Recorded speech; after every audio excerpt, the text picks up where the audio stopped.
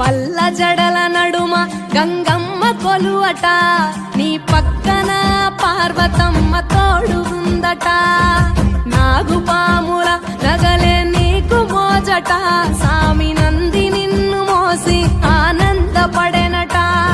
మహేశ్వర విశాల విశ్వమేలె నాయక, అఖండాంకితమై తిని రాని సేవలో ఆదియోగి.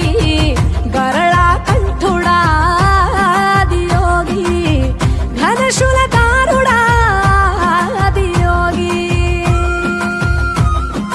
పల్ల జడల నడుమ గంగమ్మ కొలువట, నీ పక్కన పార్వతమ్మ తోడు ఉందట.